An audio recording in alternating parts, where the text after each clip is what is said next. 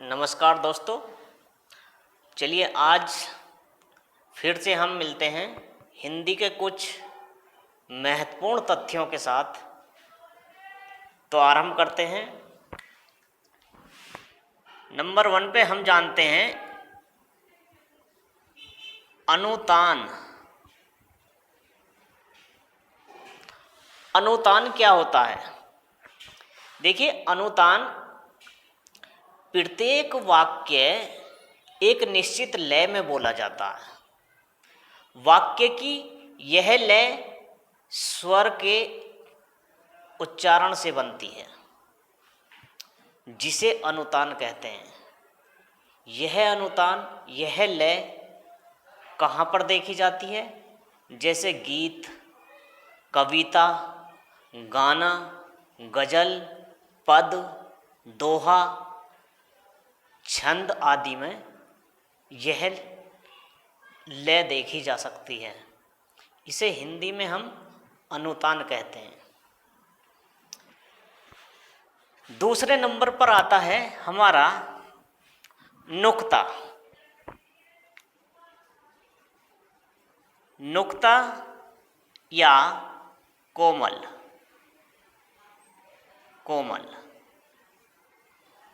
तो नुक्ता या कोमल क्या होता है? देखिए, हम यह तो जानते हैं कि किसी अक्षर के ऊपर यदि बिंदी लगा दी जाए तो हम उसको अनुस्वर कहते हैं या अनुनासिक कहते हैं। यदि चंद्र बिंदु होगा तो अनुनासिक हो जाएगा, और यदि केवल बिंदी होगी तो वो अनुस्वर होगा। लेकिन हमारा क्वेश्चन है नुक्ता या कोमल। तो बात है कि किसी अक्षर के नीचे जो बिंदी लगती है वह हमारा नुक्ता या कोमल कहलाता है। तो दोस्तों, हिंदी में हम यदि किसी अक्षर के या वर्ण के नीचे हम बिंदी का प्रयोग करते हैं तो उस बिंदी को हम हिंदी में कोमल कहते हैं और उर्दू में नुक्ता कहते हैं। तो देखिए, इसका प्रयोग कैसे होता है? जिस अक्षर के नीचे कोमल का प्रयोग हो जाएगा तो उस अक्षर को हम बहुत ही कोमलता से बोलेंगे। जैसे मान लो ये हमने लिख दिया गजल। अब ये हमारा गजल, अब तो है हमारा गजल। लेकिन यदि हम इस जय के नीचे बिंदी का प्रयोग कर देंगे तो ये हमारा हो जाएगा गजल। यानी कि जय के बोलने में बहुत ही कोमलता आ जाएगी। ये हमारा नुक्ता जो है अरबी, फारसी, उर्दू भाषाओं में प्रयोग किया जाता है। तो इस बिंदी को हम हिंदी में कोमल कहते हैं। चलिए आगे चलते हैं। नंबर 3 पर आते हैं संगम।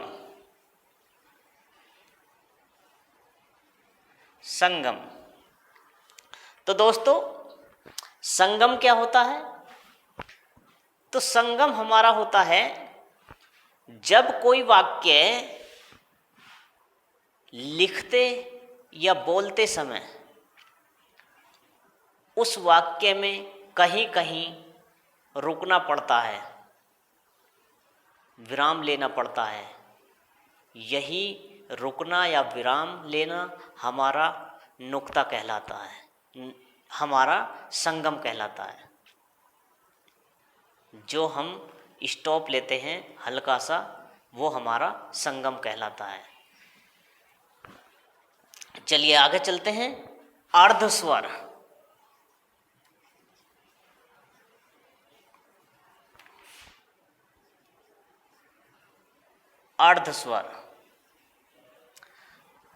तो देखिए, अर्धस्वर जो होते हैं हमारे 2 होते हैं, रे और ले। वर्णमाला में अर्ध स्वर की संख्या जो है हमारी 2 होती है, एक रे और एक हमारा ले। तो पहले हम बात करते हैं रे की। तो रे को हम क्या बोलते हैं? रे का नाम होता है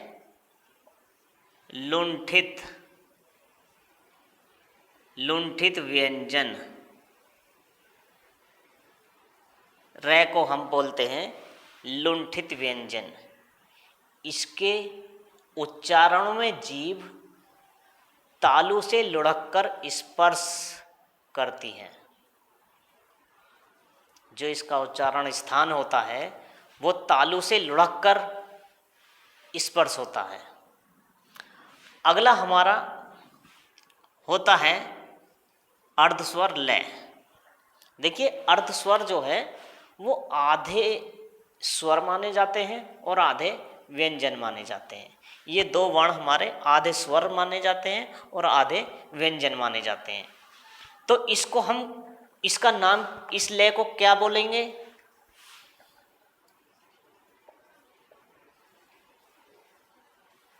पार्श्व या मूलदंत व्यंजन। इसको हम बोलते हैं पार्श्व या मूलदंत व्यंजन। इसके उच्चारण में हवा जीभ से बगल, जो जीभ की दोनों साइड होती हैं, जीभ की बगल से निकल कर जाती है और जीभ ऊपर के दांत जो होते हैं हमारे, उनके मसूड़ों के साथ स्पर्श करती है। आप ले का उच्चारण बोल कर देखिए, ले, तो हमारी जीभ मुड़ेगी और मुड़कर ऊपर वाले दांतों के मसूड़े से स्पर्श करेगी। मूल का मतलब होता है जड़, तो मूल दंत, तो मूल दंत हो गया दांत की जड़ में स्पर्श होगी जीभ हमारी। तो अब नंबर 5 पर चलते हैं। नंबर 5 है हमारा उच्छित या द्विगुण व्यंजन।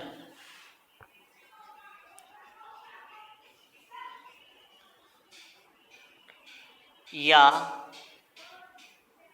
द्विगुण व्यंजन।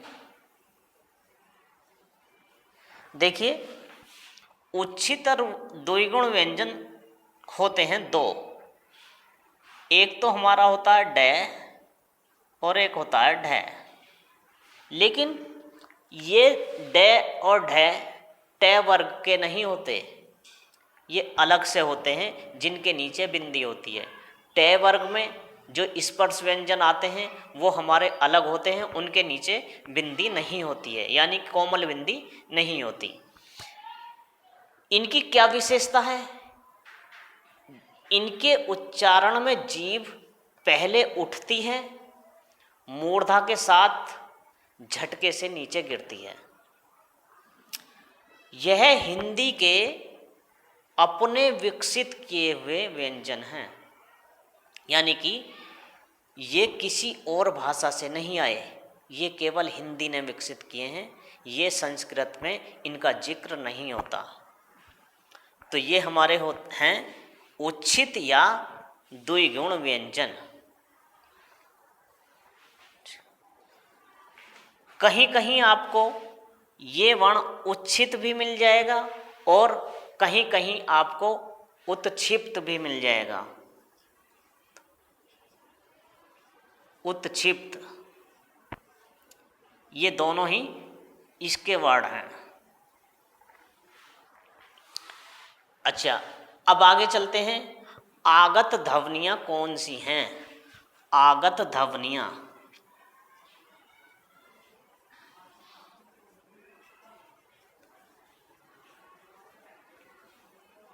आगत ध्वनियाँ। तो आगत ध्वनियाँ कौन सी हैं? आगत ध्वनियाँ हैं हमारी 5। कौन कौन सी? पहले ये जानते हैं कि आगत ध्वनि होती क्या है। देखिए, आगत ध्वनियाँ वो होती हैं जो हिंदी से न होकर किसी और भाषा से हिंदी में प्रवेश की हैं, यानी कि किसी और भाषा से, विदेशी भाषा से या अन्य किसी भी भाषा से हमारी हिंदी में आई हैं, वो हमारी आगत ध्वनियाँ हैं। तो इनकी संख्या है 5। कौन कौन सी? क, ख, ग, झ और फ। ये हमारी आगत ध्वनियाँ हैं। अब बात करते हैं नंबर 7, संयुक्त व्यंजन। संयुक्त व्यंजन, तो संयुक्त व्यंजन की हमारी संख्या है 4। वो 4 कौन कौन से हैं? नंबर 1 पर आता है हमारा कक्ष। देखिए, संयुक्त व्यंजन जो वर्णमाला में मानक भाषा में माने गए हैं वो केवल 4 को ही मान्यता मिली है, वरना संयुक्त व्यंजन तो वर्णमाला में और भी इस्तेमाल होते हैं, लेकिन जो हमारी मानक भाषा में मान्यता दी गई है केवल 4 को दी गई है। कक्ष, तो इसको ये किन किन 2 अक्षरों से मिलकर बना है? आधा क और प्लस 66 कोण प्लस से। दूसरा आता है त्रा। ये कौन कौन सी ध्वनियों से मिलकर बना है? इसमें आधा तो होता है तय और प्लस होता है रे। तीसरी हमारी गे ज्ञानी। गे, ये हमारी किस किस ध्वनियों से मिलकर बना है? आधा जय और प्लस में है ण। चौथे नंबर पर आता है हमारा स्र। ये हमारा कौन कौन सी ध्वनियों से मिलकर बना है? से, आधा और प्लस रे।